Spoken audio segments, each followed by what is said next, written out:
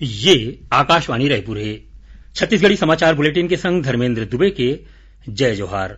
आज के प्रमुख समाचार। कोरोना संक्रमण के बढ़त मामला ला देखत रायपुर, सरगुजा, कोरबा, बलौदाबाजार और सारंगीगढ़ क्षेत्र में आज ले 7 दिन तक पूर्ण लॉकडाउन शुरू हो गए है। अब प्रदेश में कोरोना संक्रमित मरीज की आंकड़ा बढ़ के 6000 के तीर पहुंच गए है, जिमा ले करीबन 1400 मरीज राजधानी रायपुर के हवय। और मौसम विभाग के मुताबिक अवैया 24 घंटा के दौरान प्रदेश के एक दो जगह में जोरदार वर्षा के संगे संग गाज गिरे के चेतावनी दे गई है। अब समाचार विस्तार ले। कोरोना संक्रमण के बढ़त मामला ला देखत रायपुर, सरगुजा, कोरबा और बलौदाबाजार जिला के संगे संग रायगढ़ जिला के सारंगीगढ़ क्षेत्र में आज ले 7 दिन तक पूर्ण लॉकडाउन शुरू हो गए है।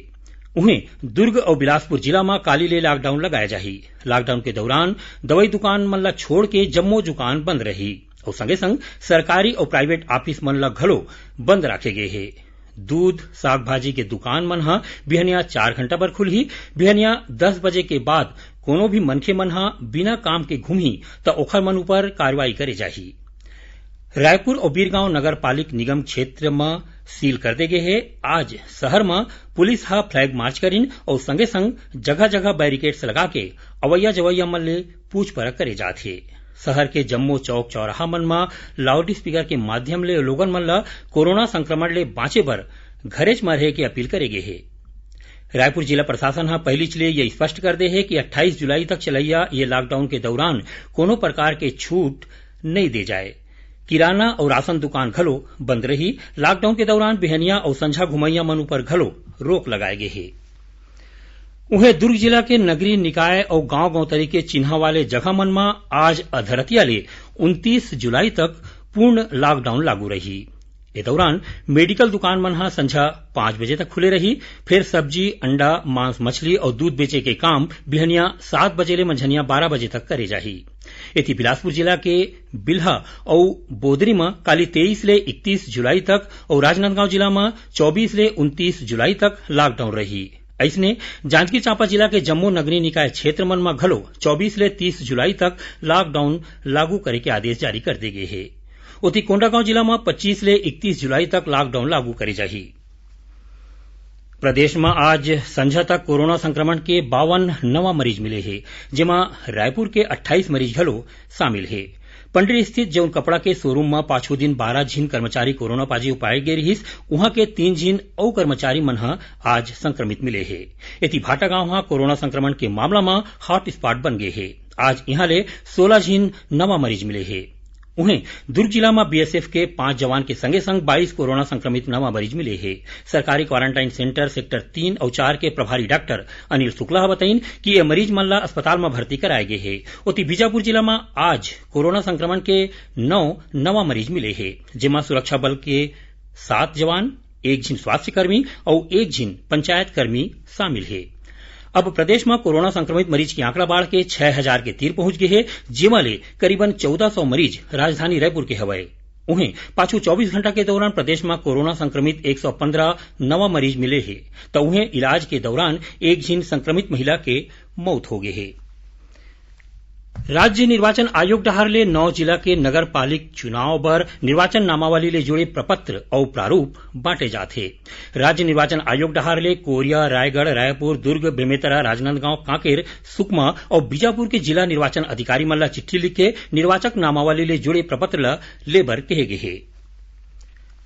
छत्तीसगढ़ी समाचार बुलेटिन आपन आकाशवाणी रायपुर ले सुनत हव। छत्तीसगढ़ के खबर ले है आपकी वास्ता और खबर के विश्वसनीयता ले है हमार वास्ता। आकाशवाणी समाचार रायपुर के प्रादेशिक समाचार बुलेटिन के संगे संग हमार समसामयिक कार्यक्रम आप रेडियो के संग अपन मोबाइल में घलो सुन सकत हो। आकाशवाणी समाचार फेसबुक, ट्विटर और यूट्यूब में घलो हावय।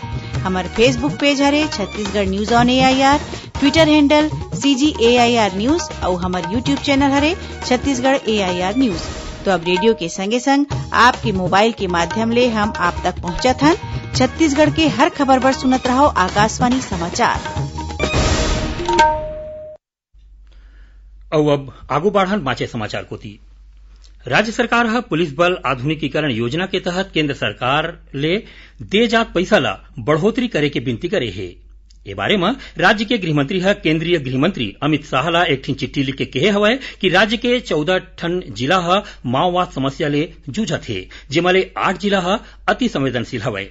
ओमन केंद्रीय मंत्री यकीन है कि माओवादी मन के खिलाफ प्रभावी कार्रवाई करे और पुलिस बल ला जरूरी सुविधा दे बर केंद्र डहार ले दे जात पैसा में बढ़ोतरी करे के मांग करे है। बस्तर जिला में आज 5 लाख रुपया के इनामी एक जिन महिला माओवादी पुलिस के आगू आत्मसमर्पण करीन। 10वीं नाव के एमआई लोगिन माओवादी दरभा डिवीजन में कटे कल्याण एरिया कमेटी के सदस्य और चेतना नाट्य मंडली के अध्यक्ष रहीन। ए माओवादी ऊपर बस्तर और दंतेवाड़ा जिला में होए 20 ले ज्यादा माओवादी घटना में शामिल रहे के आरोप है। महिला माओवादी आज बस्तर रेंज के पुलिस महानिरीक्षक सुंदर राज पी, पुलिस अधीक्षक दीपक कुमार झा और सीआरपीएफ के कमांडेंट अमिताभ कुमार के आगू आत्मसमर्पण करीन। ये महिला माओवादी बताइन कि जिला में चलत आमचो बस्तर आमचो पुलिस कार्यक्रम और शासन के पुनर्वास नीति ले प्रभावित होके ओहा समाज के मुख्यधारा में शामिल होए के फैसला ले हवय। हरेली तिहार के दिन प्रदेश में 2 लाख ले ज्यादा पौधा लगाए गिस। यही दिन 1521 गौठान मन में फल वाले और लघु वनोपज के पौधा लगाए गिस। हरेली के दिन राज्य के गौठान मन में पेड़ पौधा लगाए के विशेष अभियान चलाए गए रहिस। प्रधान मुख्य संरक्षक राकेश चतुर्वेदी बताइन कि ए दिन सबले ज्यादा सरगुजा वन वृत्त के तहत 67,000 ले ज्यादा पौधा लगाए गिस। ये अभियान के तहत राज्य में छाया देवैया रुख के संगे संग अमली, आंवला, हर्रा, बेहड़ा और चिरौंजी जैसन प्रजाति के पौधा लगाए जाते। पर्यावरण ला ठीक ठाक राखे बर दक्षिण पूर्व मध्य रेलवे डहार ले घलो पेड़ पौधा लगाए के संगे संग जागरूकता ऊपर कतकोन कार्यक्रम चलत है। ए बेरा राज्य में आने जगह मन में अब तक 31,000 ले ज्यादा पेड़ लगाए जा चुके हैं। वृक्षारोपण अभियान के तहत रेलवे डहार ले एसो करीबन 7.5 लाख पौधा लगाए के लक्ष्य रखे गए हैं। रेलवे के मुताबिक पाछू 6 बछर के दौरान 29 लाख ले ज्यादा पेड़ पौधा लगाए गए हैं। राजनांदगांव जिला के छुरिया ब्लॉक में एक ठिन जंगली सुअर के हमला में 5 झिन लोगन मन घायल हो गए हैं, जेमा ले 1 झिन माई लोगिन के संगे संग 2 झिन की हालत गंभीर बताए जाते। जानबा के मुताबिक आज बिहनिया एक ठिन जंगली सुअर खेत में काम करत मजूर मन ऊपर हमला कर दिन। घटना के बाद वन विभाग के टीम मौका में पहुंच गए, फिर जंगली सुअर ला पकड़े नहीं जा सकिस। मौसम विभाग अवैया 24 घंटा के दौरान प्रदेश के 1-2 जगह में जोरदार वर्षा और गाज गिरे के चेतावनी दे हवय। उन्हें राज्य के कतकोन जगह में हल्का ले मध्यम वर्षा और गरज चमक के संग हो सकथे। रायपुर स्थित मौसम विज्ञान केंद्र के मुताबिक बीकानेर, पलवल, बदानी, बहराइच, मुजफ्फरपुर और पश्चिम बंगाल ले असम तक मानसून द्रोणिका सक्रिय हवय। उहें दक्षिण असम और ओखर तीर तखार में एक ठिन चक्रवाती घेरा घलो बने हैं। मौसम विज्ञानी एपी चंद्रा बताइन कि अवैया 24 घंटा के दौरान दुर्ग और रायपुर संभाग के 1-2 जगह में भारी वर्षा हो सकथे।